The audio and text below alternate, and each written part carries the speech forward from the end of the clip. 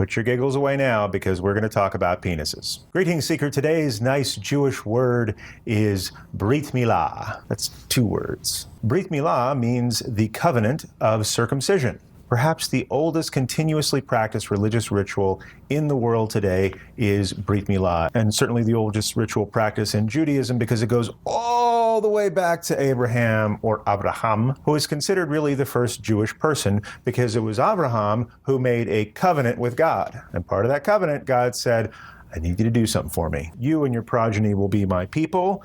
I will be your God. Everything's going to be great for you. But I need you to circumcise yourself. And Abraham, while in his 90s, did with a flint knife himself, because that's how serious he was about this covenant with God. And since that time, Jewish families have been circumcising their male children. That means removing the foreskin from the penis as a sign of this intergenerational covenant with God, meaning every Jewish person today has the same deal with God that Abraham had. And as a sign of this ongoing covenant that transmits to each person anew in every generation, the boy people need a little bit of surgery. Nowadays, in many developed countries, especially in America, most boys have this done anyway for health and hygiene reasons. It's easier to keep it clean. Scientists have discovered that it prevents the transmission of certain sexually transmitted diseases. And some people need to have it done because their foreskin is too tight as a medical condition. But all that medical mumbo jumbo aside, Jews have been doing it anyway. Now, there are many centuries throughout history where that actually set Jewish people apart from other people, and you could tell who was Jewish and who wasn't by whether they were circumcised. Now, that's not so much the case. And Jewish tradition requires that it be done on the 8th day of a young boy's life. Chalk another point up for pediatric amnesia. No kid remembers this.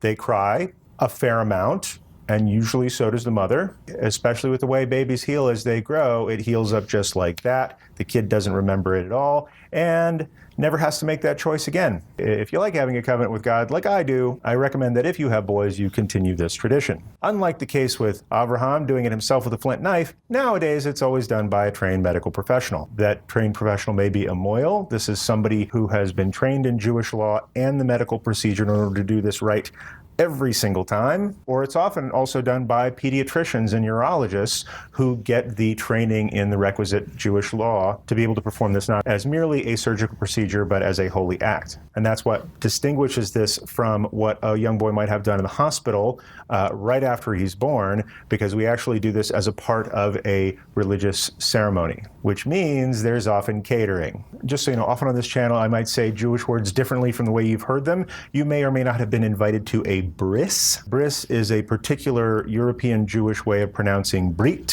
which is the Hebrew word for covenant, which is shorthand for Brit Milah. So if you're invited to a bris, you are being invited to a circumcision. Don't be surprised. What kind of gift do you bring? Probably a baby gift. And most likely there will be food. If you think this is a weird reason to have a party, it's actually a pretty special time because this young boy is being brought into the fold of his people through a ritual that has been continuously practiced for millennia. Can girls have one? Only if they have a penis. Girls who don't have a penis, we have other ways to bring them into the community, like a simchat bat or something like that. But that's another video. For now, it's enough that you know that Brit Milah is a nice Jewish word.